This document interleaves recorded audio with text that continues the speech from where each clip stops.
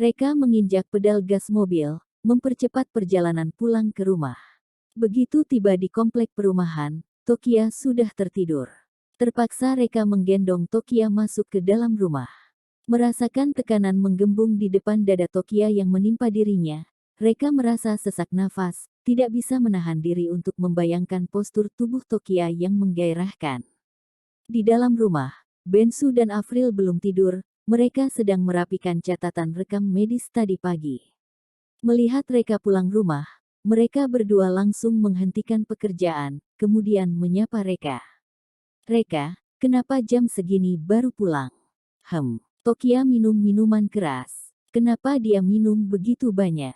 Reka menjelaskan, "Ayah, Ibu, beberapa hari ini Tokia sangat sibuk, sangat stres, sehingga minum minuman keras untuk hilangkan stres. Jangan khawatir, Tokia tidak banyak minum, hanya perlu tidur sebentar saja." Afril menganggukkan kepala, "Apabila begitu, kamu bawa dia ke kamar untuk istirahat." "Reka, ayah ibu, kalian jangan tidur terlalu malam juga. Apabila kalian berdua duduk di ruang tamu, betapa canggungnya jika mereka mendengar suara gerakan."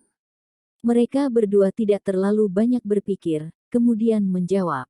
Belum sampai di kamar, tiba-tiba pintu kamar terbuka. Dakota berjalan masuk ke dalam, mengayunkan kakinya yang panjang dan ramping, menendang sepatunya ke sudut dinding, berjalan masuk ke dalam kamar dengan kaki telanjang, langsung duduk di atas sofa. Dakota berkata dengan nada tinggi, "Tokia, hati kakakmu terluka, segera hibur kakakmu." Reka mengernyit. Ketika Reka berjalan naik ke atas, dia sudah melihat seseorang menangis terisak-isak berdiri di belakangnya. Perasaannya itu adalah Dakota. Wanita ini keras kepala seperti seekor keledai. Apakah dia bisa menangis juga? Tokia melihat Dakota, seketika menjadi sadar. Tokia terbangun dari pelukan Reka, dan duduk di samping Dakota. "Dakota, ayo minum, setelah minum suasana hati akan terasa lebih baik." Dakota meratapi Tokia dengan tatapan linglung. "Tokia, kamu minum miras. Kenapa kamu minum begitu banyak? Ngomong-ngomong, pasangan mabuk yang berjalan di depanku, apakah itu adalah kalian berdua? Apakah kalian baru pulang?" Tokia menganggukkan kepala. Dakota langsung menendang Reka dengan penuh amarah. "Reka, kamu sungguh licik sekali. Kamu memabukkan adikku, apakah kamu ingin menyetubuhinya setelah ini?" Dakota menendangnya, tepat di selangkangan Reka. Untungnya tenaganya tidak terlalu kuat, sehingga Reka tidak merasa kesakitan, akan tetapi, tiba-tiba perasaan aneh muncul di dalam hatinya. Seketika wajah Dakota dan Reka memerah, sungguh canggung sekali. Reka bergegas menjelaskan, "Omong kosong, Tokia yang mau minum, aku tidak dapat melarangnya. Kamu jangan menilai orang lain dengan pemikiran kamu sendiri." "Dakota, sialan, kamu pikir aku buta?" Tadi ketika di lorong, tanganmu sudah tidak sopan, meremas-remas tubuh Tokia. Melihat mereka berdua sedang bertengkar, Afril berkata, "Dakota, jangan bicarakan Tokia dulu. Kenapa kamu pulang larut malam, kenapa hatimu terluka?" Membahas masalah ini, suasana hati Dakota tidak terkendali. Sulit untuk dijelaskan dalam beberapa kata. "Beberapa hari ini Riku lagi-lagi tidak jujur, sering memerasku, kali ini memaksa aku datang ke kota Geven untuk bicarakan kerja sama dengan Farmasi Lupin. Kalian juga tahu, sebelum Zenith Farmasi mendirikan kantor cabang di Provinsi Omada, Farmasi Lupin adalah perusahaan farmasi terbesar di Provinsi Omada.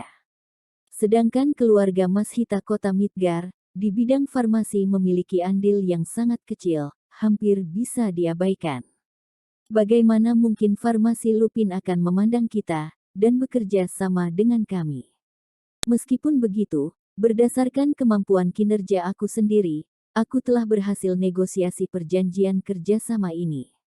Lihat sudah hampir menandatangani perjanjian kerjasama, tidak menyangka Farmasi Lupin ganti bos baru, perjanjian yang kami dibicarakan sebelumnya secara spontan menjadi tidak valid, semua upaya menjadi sia-sia. Bos baru itu masih kurang pengalaman, melantik pada saat ini, apakah otaknya ketinggalan? Reka menyeringai. Farmasi Lupin adalah perusahaan milik Shanks. Akan tetapi sekarang sudah mengalihkan perusahaan tersebut kepada dirinya. Bos baru yang otaknya ketinggalan, yang dimaksud oleh Dakota, adalah dirinya sendiri. Kamu memfitnah dan melecehkanku, dan masih ingin bekerja sama denganku. Mimpi. Iya, keluarga Mas Hita sungguh keterlaluan. Desah Afril. Dakota, aku ingin tanya di keluarga Mas Hita kamu bisa dibilang termasuk andalan. Sebagian besar bisnis keluarga Mas Hita dikelola olehmu, kenapa Riku begitu padamu dan kakekmu tidak membantumu sama sekali? Masih perlu dikatakan, ini karena aku anak perempuan. Ujar Dakota. Pemikiran kakekku kolot, merasa anak perempuan akan menikah, seperti air yang disiram keluar, sedangkan anak dan cucu laki-laki bisa meneruskan keturunan. Selama cucu pertamanya Riku senang, dia tidak peduli dengan hidup matiku. Iya, untuk hal ini aku sangat iri padamu, Tokia. Apa yang membuatmu iri padaku? Kakekku lebih kejam dari kakekmu. Kamu juga tahu sudah beberapa kali kakekku memaksa keluargaku ke jalan buntu. Ujar Tokia tersenyum canggung. Benar juga katamu, aku baru ingat. Ujar Dakota sambil mengangguk. Pada ulang tahun keluarga terakhir kali, kakekmu terus menindas kalian. Bahkan mencoba mengusir kuburan nenekmu dari kuburan leluhurmu. Sudah kuduga semakin tua seseorang semakin iblis sifatnya. Mereka berdua tidak ada yang bok. Iya, dasar dua rubah licik, cepat atau lambat pasti mati dipukul pemburu. Tokia menambahkan, Bensu sangat tidak berdaya. Bagaimanapun juga mereka orang tua, sekalipun pernah berbuat salah, juga tidak boleh dihina oleh yang lebih muda, mengatakan mereka tua, tidak mati dan rubah licik. Sudahlah, jangan bicarakan lagi, akan ada karma bagi anak muda yang menindas orang tua. Tegur Bensu. Sudahlah, tidak usah bicarakan mereka lagi, semakin dibicarakan semakin kesal. Ujar Dakota. Paman ketiga, Bensu, kamu orang farmasi kenal tidak dengan bos farmasi Lupin, bisakah kenalkan kami? Aku pernah bekerja sama dengan farmasi Lupin, tapi sekarang mereka ganti bos baru. Aku tidak tahu siapa bos mereka, bagaimana mengenalkannya padamu? Ucap Bensu. Iya, bos baru mereka sangat misterius, sampai sekarang tidak publikasikan identitasnya. Ucap Dakota mengangguk. Kupikir bos baru ini tidak tunjukkan identitas, karena pura-pura rendah hati. Menurutku, bos baru ini jelek, jadi malu tunjukkan diri. Ujar Tokia. Iya, benar kata Tokia. Dakota tertawa terbahak-bahak. Aku kenal banyak bos besar perusahaan farmasi, semuanya berkepala gemuk, telinga besar, wajah berminyak, gemuk seperti babi. Bos ini mungkin juga gemuk seperti babi dan takut menakuti orang. Ekspresi Reka semakin jelek. Keterlaluan, sungguh keterlaluan. Kalian hina aku, gemuk seperti babi, pura-pura, ini tidak bisa ditoleransi lagi. Akan kubuka kartuku. Iya, awalnya ingin berteman dengan kalian dengan identitas orang biasa, tidak disangka yang didapatkan malah sebuah hinaan. Desah Reka. Sudahlah, tidak kututupi lagi, sebenarnya aku bos baru farmasi Lupin. Satu keluarga memandang Reka dengan tatapan aneh, lalu tertawa terbahak-bahak. Reka, kenapa aku merasa familiar dengan kata-kata ini? Sepertinya aku pernah mendengarnya. Ujar Afril. Iya, ini kata-kata klasik dari pemeran pria di film Rambo, ujar Bensu. Nada dan ekspresi Reka jauh lebih bagus daripada aktor itu, aku hampir mempercayainya. Reka, dulu aku tidak menyadari kamu memiliki bakat berakting. Ujar Tokia. Jika kamu yang memerankan Rambo, filmnya pasti booming dan kamu pasti jadi artis papan atas. Haha, hahaha, haha, haha. Tawa Dakota. Reka, kamu sedang mencari perhatian. Kuberitahu kamu ya, ini namanya membuat sensasi dan menghina diri sendiri. Sudah tua, setiap hari tidak bekerja, kalau tidak membual berarti dalam proses membual. Kita sedang membicarakan bisnis, kamu yang pengangguran lebih baik diam saja, jangan ganggu kami membahas bisnis. Reka, aduh ya Tuhan, kenapa aku ingin menamparkan Dakota 2 kali? Sudahlah, dia kakak Tokia, tidak boleh pukul, tidak boleh pukul, tidak boleh pukul. Reka menahan emosinya, memandang Bensu, yoh, sekarang siapa yang bertanggung jawab atas bisnis farmasi perusahaan kita? Aku dan Katie, ucap Bensu. Reka mengangguk sambil menyerahkan kontrak transfer farmasi Lupin pada Bensu. Yah, untuk sementara kamu dan Katie akan lebih sibuk menggabungkan farmasi Lupin ke Tomota Group. Apa ini? Ujar Bensu tercengang.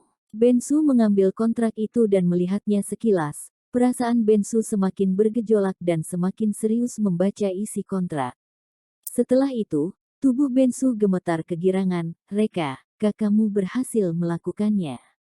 Ya Tuhan, apa yang kamu katakan tadi itu benar. Kami yang terlalu meremehkanmu. Hebat, sungguh hebat. Tokia dan Dakota saling memandang. Ayah, omong kosong apa yang kamu bicarakan? Tokia merampas kontrak itu dan membacanya bersama Dakota. Setelah itu, Dakota sangat terkejut. Ini, kontrak transfer farmasi Lupin. Mana mungkin? Ini palsu, pasti palsu. Pria pengangguran paling pandai memalsukan data. Wajah Dakota hampir menempel pada kontrak, mencoba mencari kekurangan dalam kontrak palsu ini. Mata cerah Tokia tiba-tiba berbinar, menatap Reka. Reka, apakah kontrak ini asli? Reka mengangguk, tentu saja, aku terus bersamamu, mana ada waktu membuat kontrak palsu. Sepemahamanku tentang Reka, dia tidak akan menipu. Ucap Bensu menambahkan. Reka, bagaimana caramu mendapatkan farmasi Lupin? Sebenarnya bukan apa-apa. Ucap Reka. Mantan pemegang saham utama mereka adalah Shanks.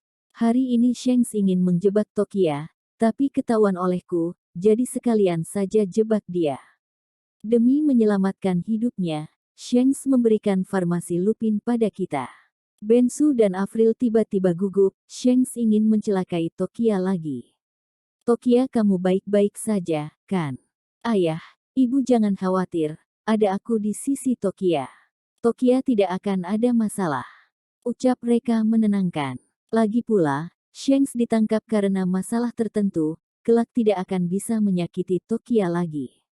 Keduanya menghela napas lega. Reka, aku tiba-tiba menyadari sebuah pola. Ucap Tokia menyeringai. Selama ada yang menindasku, asetnya akan jatuh ke tanganku. Bermula dari Napolo Building Corp milik Greg, hingga proyek Desa Madrun. Bahkan, farmasi Lupin yang baru didapatkan. Semua orang di dunia tindas saja aku, dengan begitu aku bisa mendapatkan seluruh dunia. Reka menjentik kepala Tokia dengan marah, dasar mata duitan. Tidak kasihan padaku. Selama kamu menginginkannya, seluruh musim panas juga milikmu, apa perlu menunggu kamu ditindas dulu?